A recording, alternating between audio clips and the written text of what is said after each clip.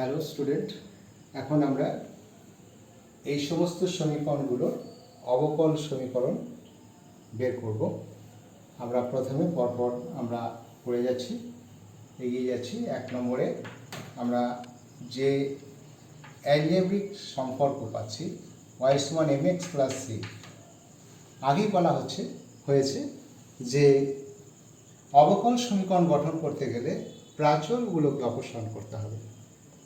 এখানে প্রশ্ন হচ্ছে এম এবং সি এই দুটো যে ধ্রুবক আছে, এই ধ্রুবকের মধ্যে উভয়ই ধ্রুবক হতে পারে বা উভয়ই প্রাচল হতে পারে বা একটা প্রাচল একটা ধ্রুবক হতে পারে ইত্যাদি হতে পারে।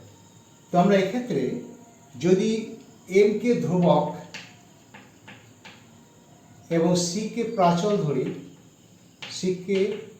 ধরি, তাহলে এর অবকল সমীকরণ, এর অর্থটা হচ্ছে এই অ্যালজেব্রিক ফিগারটা হবে সমনতি সম্পন্ন এম ধ্রুবক মানে নতি ধ্রুবক, তাহলে সমনতি সম্পন্ন সমান্তরাল গুচ্ছ সরলরেখার সমীকরণ। তাদের অবকল সমীকরণ বের করতে গেলে এই প্রাচলকে তাড়াতে হবে। সেটা কিভাবে সম্ভব হবে না, ডিওয়াই ডিএক্স = এম, এক্সের রেসপেক্টে আমরা যদি ডিফারেন্সিয়েট করি তাহলে ডিওয়াই ডিএক্স = এম, এটা শূন্য হয়ে গেল। তাহলে ডিওয়াই ডিএক্স = এম, এটা হচ্ছে এই সমনতি সম্পন্ন সরলরেখা গুচ্ছের সমীকরণ। এখন যদি এম প্রচল হয়,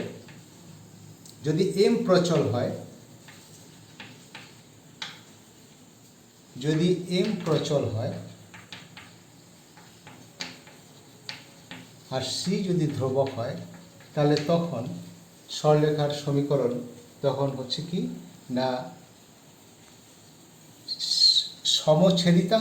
সমছেদিতাংশ বিশিষ্ট সরলরেখা গুচ্ছ যাদের এম হচ্ছে প্রচল আর সি হচ্ছে ধ্রুবক, তাদের অবকল সমীকরণ গঠন করতে গেলে এম প্রচলকে অবশ্যই অপসারণ করতে হবে এবং সেক্ষেত্রে এটা হবে dy dx = M.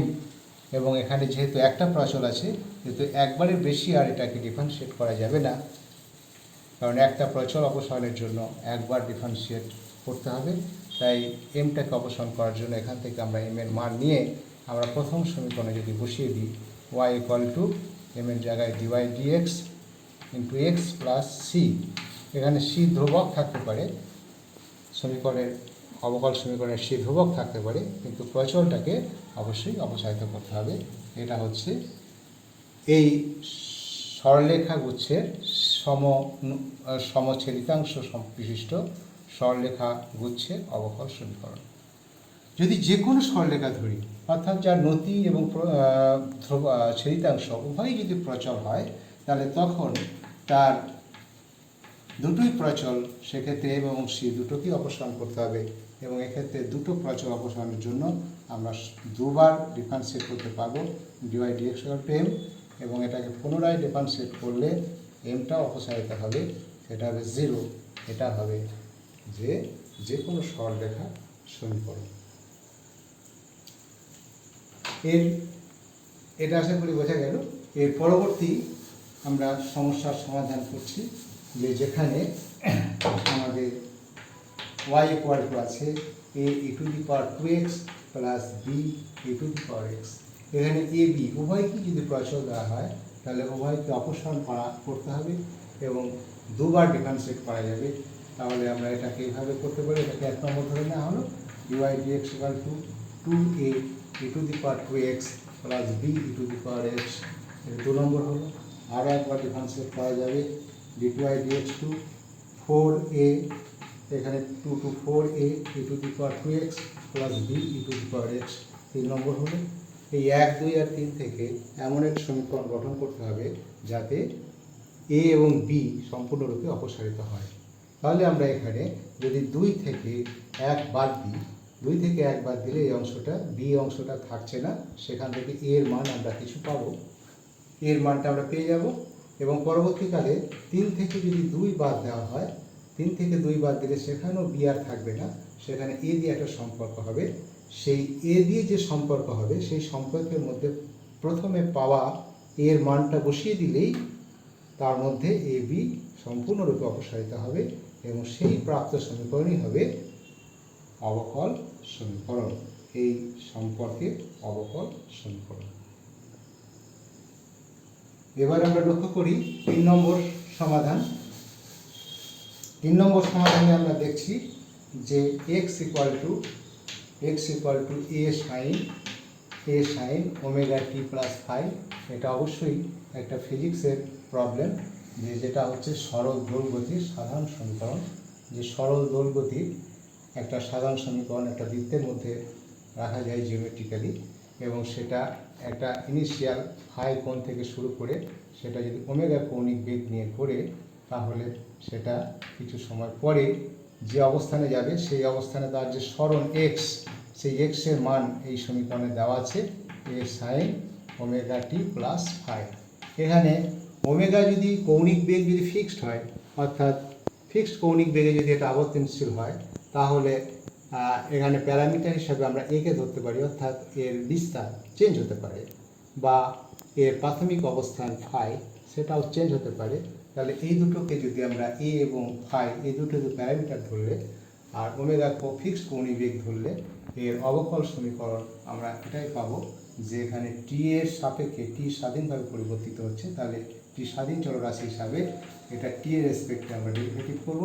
Dx DT equal to A cos A omega হবে একটা A omega cos omega T plus phi.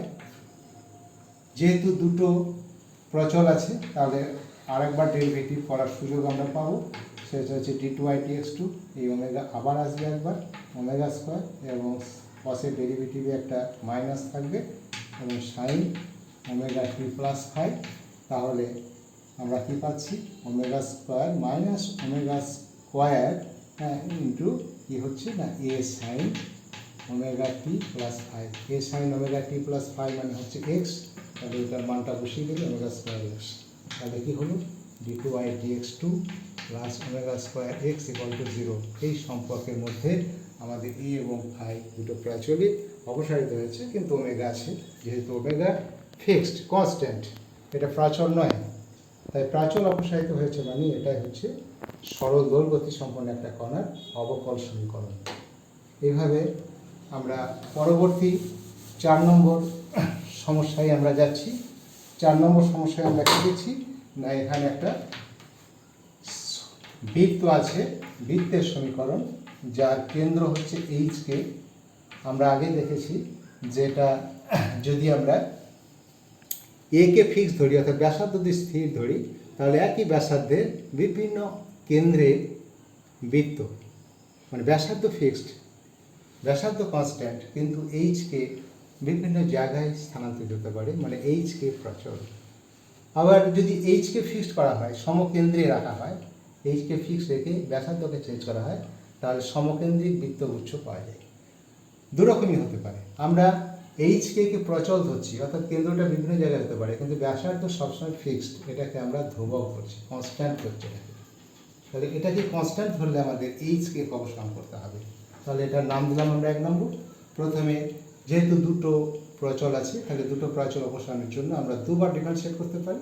প্রথমবার আমরা ডিফারেন্সিয়েট করছি এক্স এর রেসপেক্টে, তাহলে এটা অবশ্যই হবে এক্স মাইনাস এইচ টু, এটা হবে 2y minus K DY DX equal to, প্রথমেই কনস্ট্যান্ট চলে গেল, কিন্তু এটা যাওয়ার থেকে কিছু এসে যায় না, কারণ আমাদের এইচকে অবসান করতে হবে।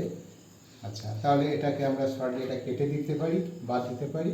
তাহলে আমাদের এরকম দাঁড়ালো, এটাকে পুনরায় ডিফারেন্সিয়েট করলে এটা এক্স এর ডিফারেন্সিয়েট 1 হবে, এইচ 0, এটা হবে y minus K D two Y D X two, D two Y D X two plus plus D Y D X এর হোল স্কোয়ার ইকুয়াল টু 0। এটা 3 নম্বর। তাহলে আমরা X minus H Y minus K এর মানগুলো যদি আমরা বের করতে পারি, যেমন এখানে ওয়াই মাইনাস কে এর মান 3 নম্বর থেকে আমরা ওয়াই মাইনাস কে এর মানটা আমরা বের করতে পারবো, ওয়াই মাইনাস কে এর মানটা আমরা বের করতে পারবো। 3 নম্বরে যখন ওয়াই মাইনাস কে এর মান বের করে নিলাম, সেই মান যদি আমরা 2 নম্বরে বসাই, তাহলে 2, 3 এবং 2 থেকে আমরা x মাইনাস এইচ এর মানটাও বের করতে পারবো। তাহলে 3 নম্বর থেকে y মাইনাস কে এর মান বের করার পর সেটা 2 নম্বরে স্থানান্তরিত করলে x মাইনাস এইচ বেরিয়ে যাবে। তাহলে x মাইনাস এইচ এবং y মাইনাস কে 1 নম্বরে যখন বসাবো, 1 নম্বরে যখন বসানো হবে তখন 1 নম্বর থেকে আমরা x মাইনাস এইচ এবং y মাইনাস কে দুটোই অপসারিত হবে, অর্থাৎ এইচ কে অপসারিত হবে, প্রচল অপসারিত হবে। এই অবস্থায় যে সমীকরণ হবে সেটাই হবে এই জিওমেট্রিক্যাল ফিগার হচ্ছে অবকল সমীকরণ। সেই সমীকরণে এ স্কোয়ার অবশ্যই থাকবে, আমরা বুঝতেই পারছি, কিন্তু এ স্কোয়ার হচ্ছে কনস্ট্যান্ট, এটা থাকলেও কোনো অসুবিধা নেই যেহেতু প্রচল অপসারিত হয়ে গেছে। পরবর্তী অঙ্ক 5 নম্বরে আমরা চলে যাচ্ছি। সেখানে আমরা দেখছি যে একটা সম্পর্ক দেওয়া আছে v সমান a by R plus B হচ্ছে একটা অবকল সমীকরণের সমাধান। এইটা সমাধান, এই অবকল হবে, অবকল আকারে সমীকরণকে সিদ্ধ করবে এটাকে, তাহলে এটা হচ্ছে সমাধান।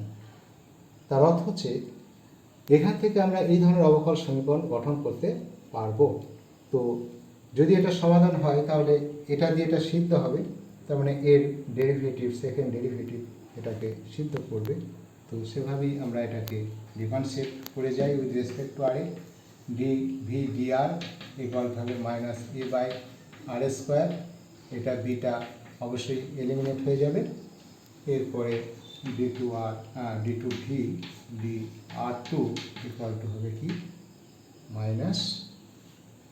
মাইনাস কি হবে, minus plus 2 by r cube, 2a by r cube equal to 0। তাহলে এটাকে আমরা 1 নম্বর, এটাকে 2 নম্বর, এটাকে 3 নম্বর নাম দিই। এখন 2 নম্বর থেকে এর মান বের করে যদি এখানে প্রতিস্থাপন করা হয় তাহলে এটা সম্পূর্ণরূপে অপসারিত হবে, সম্পূর্ণরূপে অপসারিত হবে এবং এই আকারের অবকল সমীকরণ চলে আসবে। পরবর্তী 6 নম্বরে আমরা দেখি যে কিভাবে সেটা হবে। 6 নম্বরে আছে যে এটা মূলত বায়োলজিক্যাল একটা প্রবলেম, যে কোনো একটা জার্ম বা ব্যাকটেরিয়া, ভাইরাস যাই হোক, সেটা ইনিশিয়ালি সি ছিল, তারপরে সেটা একটা গুণিতক হারে যদি বাড়তে থাকে তাহলে এই ধরনের একটা অ্যালজেব্রিক সম্পর্ক, একটা এক্সপোনেনশিয়াল সম্পর্ক পাওয়া যায়। সেই সম্পর্কে অবকল সমীকরণ বের করতে চাইছি। সেই অবকল সমীকরণে এখানে দুটো প্রচল এ এবং সি, তাহলে এ সি অপসারণ করতে গেলে আমাদের দুবার ডিফারেন্সিয়েট করতে হবে। এখানে স্বাধীন চল হচ্ছে টি, তাহলে ডিএক্স ডিটি করা হলো এ টু দি পাওয়ার বিটি, বিটি প্লাস সি শূন্য, এ এবং সি হচ্ছে প্রাচল, এটা চলে গেল। এরপর এটাকে আবার যদি ডিফারেন্সিয়েট করি, এটা 1 নম্বর, এটা 2 number, d two x d two equal to, এটা হবে কি, এটা ভুল লিখলাম, A B E to the power b t, তাহলে a b square e to the power b t, a b square e to the power b t, তাহলে এটা 3 number. তাহলে এখান থেকে যদি আমরা এটাকে অপসারণ করি তাহলে এখানে এর মান 2 নম্বর থেকে নিয়ে 3 নম্বরে বসালে এটা অপসারিত হবে, বিটা তো কনস্ট্যান্ট, কোনো অসুবিধা নেই। তাহলে এ এবং সি দুটোই প্রচল অপসারিত হলো। যে সমীকরণ পাওয়া যাবে সেই সমীকরণ হচ্ছে এই অ্যালজেব্রিক সম্পর্কের অবকল সমীকরণ। এরপরে আমরা যেটা যাচ্ছি সেটা হচ্ছে যে সকল বৃত্ত ওয়াই অক্ষকে মূল বিন্দুতে স্পর্শ করে তাদের অবকল সমীকরণ নির্ণয় করি। তাহলে এটা জিওমেট্রিক্যাল ফিগার কীরকম হতে পারে, যেটা যদি ওয়াই অক্ষকে স্পর্শ করে তাহলে এই বৃত্তগুলো এই ধরনের হতে পারে, এরকম টাইপের হতে পারে, বা এইভাবে ঋণাত্মক দিকেও এইভাবে অসংখ্য বৃত্ত হতে পারে। এই বৃত্তগুচ্ছের অবকল সমীকরণ যারা ওয়াই অক্ষকে স্পর্শ করছে সেটা আমরা নির্ণয় করতে চাইছি। তাহলে এক্ষেত্রে আমাদের কেন্দ্র হচ্ছে কি না, কেন্দ্র আমরা একটা ধরে নিই কেন্দ্র হচ্ছে R0। তাহলে কেন্দ্র R0 যদি হয় তাহলে ব্যাসার্ধ হবে R, তাহলে এই সমীকরণ হবে x minus R square plus Y square equal to, আমরা পজিটিভ যদি নিই তাহলে আর স্কোয়ার। তাহলে এখানে একটাই প্রাচল আর পাচ্ছি, এই একটাই প্রাচল আর পেলে এটাকে একবার ডিফারেন্সিয়েট করলেই এর ডিফারেন্সিয়াল ইকুয়েশন, এই ধরনের ডিফারেন্সিয়াল ইকুয়েশন পাওয়া যাবে। এইভাবে তোমরা বিভিন্ন বইয়ের অনুশীলনগুলো প্র্যাকটিস করো, করলে ব্যাপারটা বুঝে যাবে। এবং মনে রাখবে এই চ্যাপ্টার থেকে উচ্চ মাধ্যমিক পরীক্ষায় 2 নম্বরের প্রশ্ন অবশ্যই পাবে, প্রতি বছরই 2 নম্বরের প্রশ্ন একটা থাকে। ভালোভাবে প্র্যাকটিস করো, কিছু অসুবিধা হলে জানিও। ধন্যবাদ।